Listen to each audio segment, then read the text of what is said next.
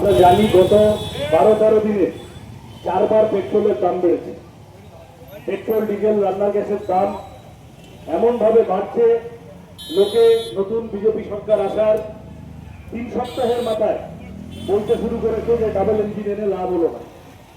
আমরা communist party CPIM আমরা নতুন সরকারকে সময় দিতে চাই। তারা নতুন তাদের মতো করে কিভাবে রাজ্যটাকে চেষ্টা করেন তাদের মতো করে কাজ করার আমরা দেখতে চাই। কিন্তু এত তাড়াতাড়ি রাস্তায় আমার অভিপ্রায় আমাদের ছিল না। কিন্তু আমাদের রাজ্যে যে নতুন সরকারটি এসছে তারা প্র্যাকটিক্যালি সরকার আসার পর থেকে গোটা মন্ত্রিসভা শপথ নেয়নি। এর মধ্যেই তারা কোন রকম প্রায়র নোটিশ না দিয়ে বিভিন্ন রেল স্টেশনে বিভিন্ন বাজারে অকারণে হকারদের, গরিব মানুষ যারা ঝুপড়ি, যাদের ছোট দোকান, যারা ওই বিক্রির উপরে দাঁড়িয়ে দিন গুজরান করেন, তাদেরকে হয়রানি করা শুরু করছে, হেনস্থা করা শুরু করছে। বুলডোজার পাঠিয়ে, লোক লস্কর লোটবহর পাঠিয়ে তাদের ঝুপড়ি দোকান ভেঙে দেওয়ার চেষ্টা করছে। একাধিক জায়গায় বলপূর্বক হকার উচ্ছেদ, কোন রকম সেই হকারদের কোন রকম পুনর্বাসন ছাড়া আমরা গত কয়েকদিনে দেখেছি। আমরা ঠিক বিজেপিকে এই রাজ্যের মানুষ ভোট দিয়েছেন, যাদবপুরের মানুষও ভোট দিয়েছেন বিজেপিকে, তৃণমূলকে তাড়ানোর মনোভাব থেকে ভোট দিয়েছেন। কিন্তু ভোটে জিতে এসেছে মানে কোথাও বাংলার মানুষ দাসখত লিখে দেননি যে তোমরাও যদি ভোটে জিতে এসে গরিব মানুষের, মধ্যবিত্ত মানুষের পেটে লাথি মারো তাহলে আমরা চুপ করে থাকবো। আমরা কমিউনিস্ট পার্টির কর্মীরা চুপ করে থাকবো না, বাংলার মানুষ চুপ করে থাকবেন না। ইতিমধ্যে বিভিন্ন প্রশ্নে যেভাবে গরিব মানুষের পেটে লাথি পড়ছে, কোথাও দেখা যাচ্ছে যারা ডেয়ারি ফার্মিং এর সাথে যুক্ত, যারা ঘোষপাড়া, গোয়ালাপাড়া, তারা বলছেন যে আমরা বিজেপিকে ভোট দিয়ে এখন সর্বনাশ হয়ে গেল, বিজেপি যে নীতি গ্রহণ করছে তাতে আমাদের ব্যবসা চলছে না। কোথাও গিয়ে দেখা যাচ্ছে হকাররা বলছেন যে এই তো দুদিন আগে বিজেপিকে ভোট দিয়েছিলাম, এখন কোনো নোটিশ না দিয়ে আমাদেরকে উচ্ছেদ করে দিচ্ছে, রাত্রিবেলা এসে আমাদের ঝুপড়ি ভেঙে দিচ্ছে, কোনো আগে থেকে কথা না বলে, পুনর্বাসন না দিয়ে। একটার পর একটা জায়গায় অভিষেক ব্যানার্জিকে নোটিশ পাঠাতে পারে, চোর, ডাকাত, চিটিংবাজ, ছেচর, লম্পট, তৃণমূলের বড় বড় নেতাদের, তাদেরকে নোটিশ পাঠাতে পারে। আর সাধারণ গরিব মধ্যবিত্ত মানুষ তাদের বাড়িটা গিয়ে বুলডোজার দিয়ে ভেঙে দেওয়ার আগে কোথাও কোনো নোটিশের বালাই নেই। আমরা প্রশ্ন করতে চাই, বিজেপি কি তাহলে বড়লোকের সরকার? বিজেপি কি তাহলে বড়লোক, ব্যবসাদার, প্রচুর টাকা পয়সা কামিয়ে পেট ফুলিয়ে ফেলা অভিষেক ব্যানার্জিরা, তাদের জন্য একরকম নিয়ম আর সাধারণ গরিব মানুষের জন্য আরেক রকম নিয়ম?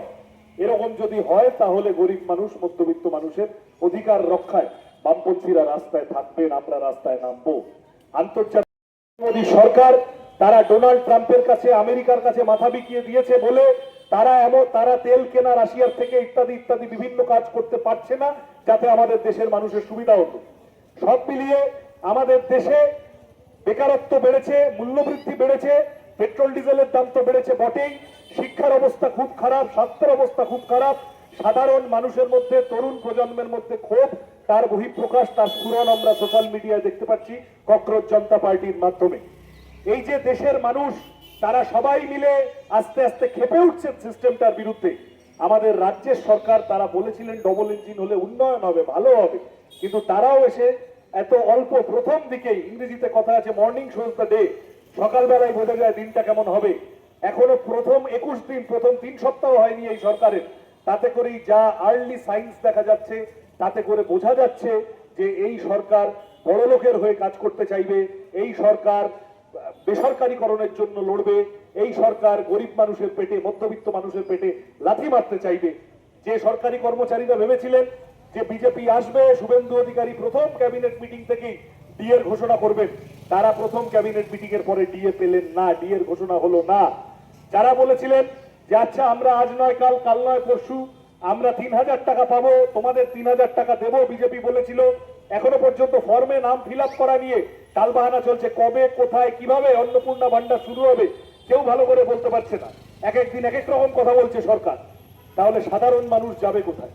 আমরা সাধারণ মানুষের জীবন জীবিকার দাবি দাওয়া নিয়ে লড়াই করতে নেমেছি। এবং আমরা সিপিআইএম আমরা মনে করি, আমরা চেয়েছিলাম এত তাড়াতাড়ি রাস্তায় না নামতে, কিন্তু আমরা একটা কথা বলে রাখতে চাই, আমি যে কথা বলে শেষ করব, যে আগামী দিনে গোটা ভারতের অভিজ্ঞতা হলো বিজেপি যেখানে যেখানে সরকারে এসেছে তারা ধর্মের নামে জাতের নামে অনেক কথা বলেছে, কিন্তু আদতে সরকার হিসেবে তারা গরিব মানুষের পেটে লাথি মেরেছে, মধ্যবিত্ত মানুষের পেটে লাথি মেরেছে।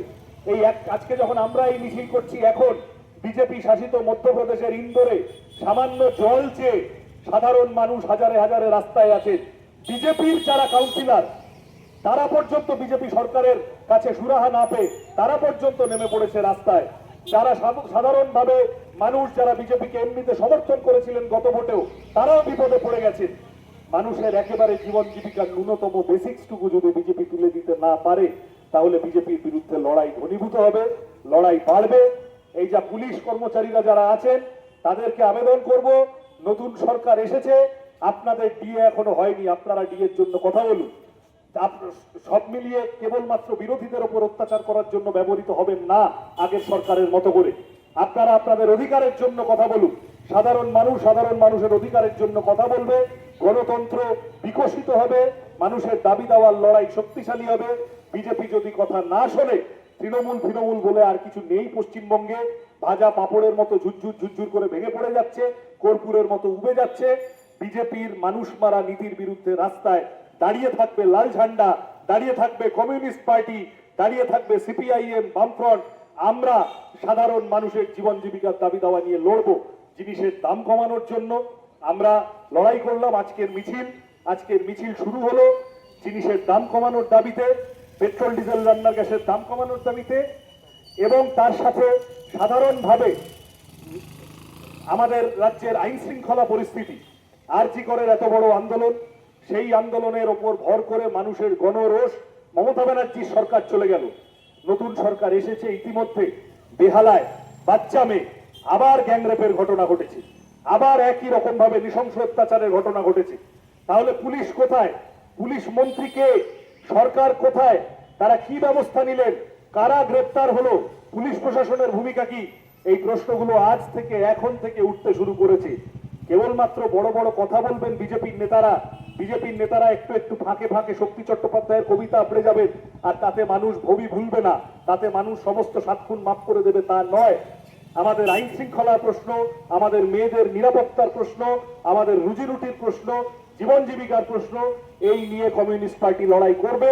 যে লড়াইটা গোটা দেশ জুড়ে আমরা করছি বলে আজকে কেরালার সদ্য প্রাক্তন মুখ্যমন্ত্রী পিনারাই বিজয়ন, তার বাড়িতে অন্যায্যভাবে ইডি হানা দিয়েছে, দিয়ে অত্যাচার করার মতো করে, হেনস্থা করার মতো করে হানা দিয়েছে। তারপর বেরিয়ে এসে ঢোক গিলে ইডির অফিসারদের বলতে হয়েছে আমরা আপত্তিজনক কিছুই পেলাম না, পিনারাই বিজয়নকে ফাঁসানোর মতো আমরা কিছুই পেলাম না। কিন্তু এর প্রতিবাদে কেরালা সহ গোটা দেশ জুড়ে প্রতিবাদ বিক্ষোভ হয়েছে। আজকে আমাদের এই মিছিল থেকেও সেই প্রতিবাদের ঢেউ ধ্বনিত হয়েছে। আমাদের সাধারণ সম্পাদক এম.এ. বেবি সহ একাধিক নেতৃত্ব দিল্লিতে বিজেপি সরকারের, কেন্দ্রীয় সরকারের দিল্লি পুলিশের হাতে আজকে গ্রেপ্তার হয়েছে। এই নক্কারজনক নৃশংস ঘটনার প্রতিবাদে আমরা কমিউনিস্ট পার্টি, আমরা আক্রান্ত হলে আমরা রাস্তায় নামবো তো বটেই। আমাদের নেতারা আক্রান্ত হলে, সাধারণ মানুষ আক্রান্ত হলেও লাল ঝান্ডা জেগে থাকবে। একটা আপদ গেছে, আরেকটা বিপদকেও তাড়ানোর জন্য বামপন্থীরা লড়াই করবে। সেই লড়াইতে আপনাদের সকলকে পাশেছে। অনেক মানুষ যারা তৃণমূলকে হারানোর জন্য ভোট দিয়েছিলেন, তৃণমূল গেছে, বাঁচা গেছে। এবার যাতে নতুন করে আবার আরেক দল আপদ এসে বিপদ এসে না যুক্ত হয়, না জোড়ে, আপনারা সজাগ থাকুন।